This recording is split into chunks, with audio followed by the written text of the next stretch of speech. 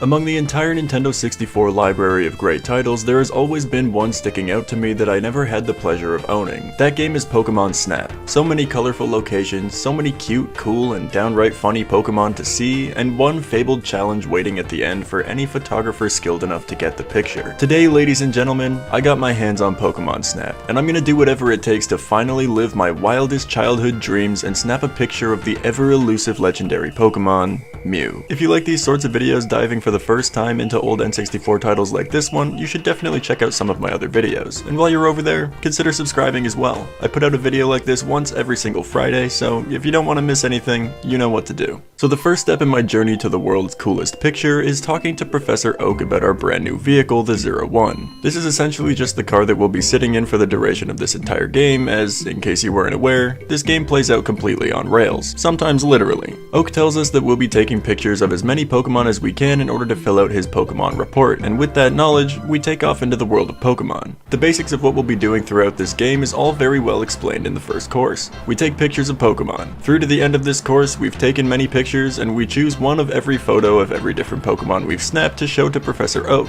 Once we enter the evaluation piece of this gameplay loop, Oak will enlighten us to a couple of techniques that will reward greater and greater points. Getting a picture with our target Pokemon taking up a large portion of the frame will reward points in the size category. Getting a picture where our target Pokemon is doing a cool pose will give us points in the pose category, and if the target Pokemon is in the center of the frame, he'll double our current points completely, making this a very important scoring tactic. With our basics established, we move on from this delightful beach and head into the abandoned tunnel power plant. There are plenty of neat Pokemon here to snap good photos of. Some are tricky, some are silly, and some just explode, yielding great points if you get your picture snapped in good timing. We even pass by this weird egg that we can't seem to interact with for the time being. By the end of this course, we even find some Magnemites that don't take kindly to having their picture taken. With the tools we currently have, there's no way we can snap a real good photo of them. After we run through this cave for the first time, Oak introduces a new piece to our gameplay puzzle, being the apple-shaped Pokemon food. With these apples, we can lure Pokemon into more ideal positions to improve our scores by catching them in a good mood while they eat, and sometimes even stun Pokemon for a while, stopping our cart on the tracks. Surely this can be used to catch other Pokemon close to our cart for a good size in the frame if done correctly. But the most important thing introduced with these apples is that certain Pokemon can be triggered to do something differently when we hit them. For instance, these Electabuzz Pokemon can be hit in order to bring them closer to our cart and to have them do a nice pose for the camera. Or we can hit these Magnemite to keep them from hiding from our camera, allowing us to finally snap some pictures of them.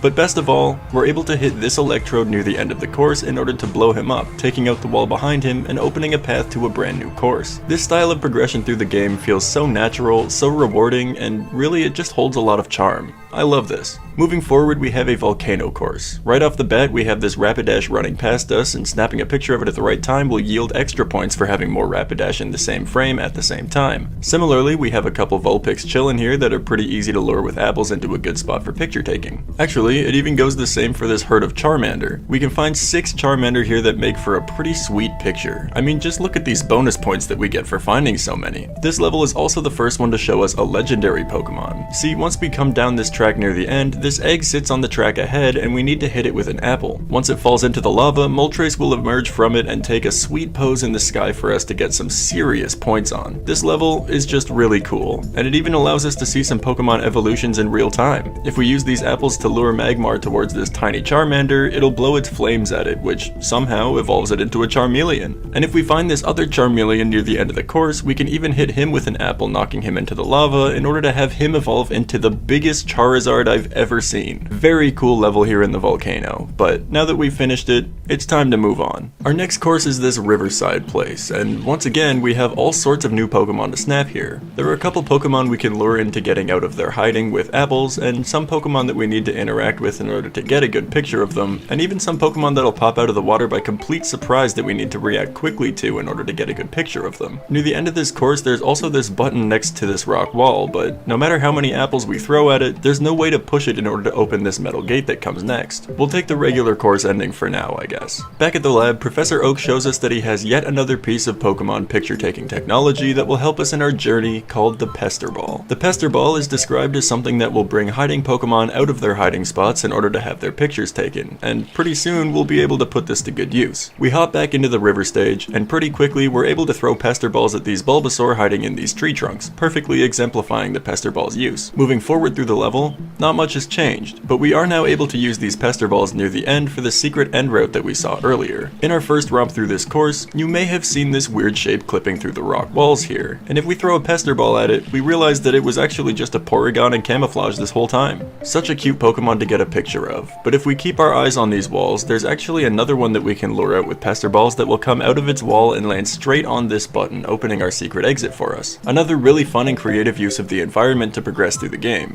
I really just love this kind of stuff. From here, our next course will be Cave, which is quite different than Tunnel, despite the mental image both of these words might give you. In the Cave course, we are actually floating around in our 01 vehicle rather than riding on a track or floating down a river. This alone gives this course a completely different feel to me. Like, the cave is already so mystical and interesting to look around, but on top of that, we're floating through it? Hell yeah. This is my kind of vibe. In this course, we'll be seeing more Zubats, some Grimer, these weird Bulbasaurs that are definitely Dittos, but are still cute nonetheless, and some Jigglypuffs being terrorized by the local Coughings. Actually, the best part about this piece of the level is that we can hit these Coughings with apples to stop them from chasing the Jigglypuffs. If we save 1, 2, or all 3 of the Jigglypuffs here, we can actually see them appear together singing their favorite song in the end of the course. I love this bit, and I love the bonus points that I get for capturing all 3 of them performing together at the same time.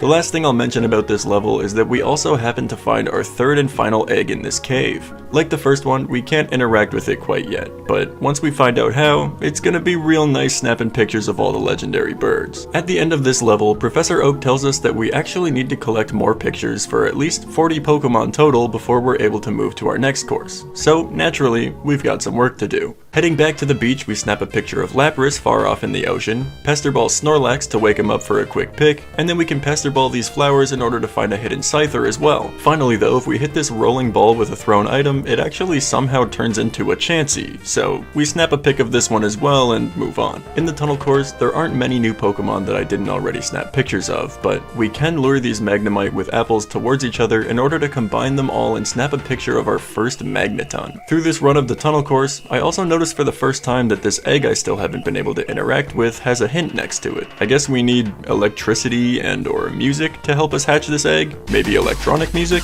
In the volcano course, we've only got a couple Pokemon to add to our photo album, those being the carefully hidden Pokemon in these magma geysers. Here we can use Pester Balls in order to find both an Arcanine and a Growlithe, but I was able to find one of each here luckily, so no worries there. As for revisiting the river course and the cave course, we really don't need to in order to collect 40 Pokemon pictures. As far as I'm aware, we've already snapped all the Pokemon here that we can find. Plus, we're already over 40, so let's move on to our next level here, the Valley course. The Valley plays very similar to the river course in the way that we are once again sailing down a river, but the Pokemon that can be found here are quite different as you would expect. It's really quite a cool stage with some really interesting interactions that allow you to snap pictures of all kinds of Pokemon. It really feels like everything introduced to us so far in this game is coming to a head here with this one. One of the Pokemon we're able to find here in this course is Squirtle. There are a few to knock out of the water here at the beginning of the course, but there's one near the end that is pretty important. See, at the end of the course here, we have another button to press in order to open up this metal gate, just like in the river level, and on my first play through it,